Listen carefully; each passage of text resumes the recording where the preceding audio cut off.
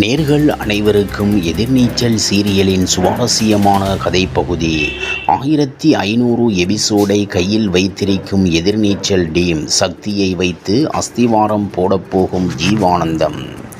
எந்த ஒரு நல்ல காரியத்தையும் தள்ளி போடக்கூடாது. சூட்டோட சூட்டாக செய்து முடித்தால்தான் வெற்றி நிச்சயம் என்பதற்கு ஏற்ப புது அஸ்திவாரத்தை கையில் எடுக்கப் போகிறார் எதிர்நீச்சல் இயக்குனர் திருச்செல்வம்.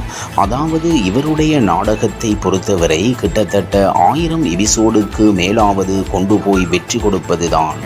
அப்படித்தான் எதிர்நீச்சல் என்ற நாடகத்தின் மூலம் எதிர்நீச்சல் நாடகத்தின் மூலம் மக்களின் பேராதரவை பெற்றார். ஆனால் எதிர்பாராத பல விஷயங்களால் சீரியல் சொதப்பிவிட்டு மக்கள் வெறுக்கும்படியாக அமைந்துவிட்டது. இதனால் சன் டிவி சேனலிடம் இருந்து வந்த நெருக்கடியால் இறுதிக்கட்டத்தை எடுத்துவிட்டார். ஆனால் அவசரமாக எடுத்ததால் என்னமோ முடிவும் சொதப்பிவிட்டது என்று சொல்லும் அளவுக்கு திருப்தி அளிக்காமல் போய்விட்டது. இதனால் இதுவரை எடுத்து வைத்த பெயர் மொத்தமும் காலியாகிவிடும் என்ற பயம் அவருக்கு மிகவும் கவலையை கொடுத்திருக்கிறது.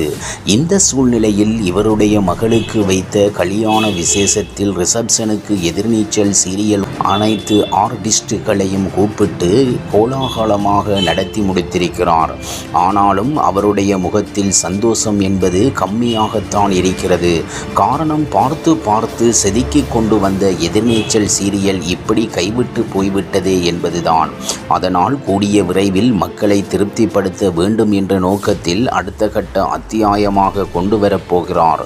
ஏற்கனவே எதிர்நீச்சல் சீரியலில் கதை இப்படித்தான் கொண்டு போக வேண்டும் என்று 1500 எபிசோடு வரை கதையை எழுதி வைத்திருக்கிறார். அதனால் அதில் சில மாற்றங்களை ஏற்படுத்தி எதிர்நீச்சல் சீரியலின் ரசிகர்களுக்கு ஒரு பேரானந்தத்தை கொடுக்க போகிறார்.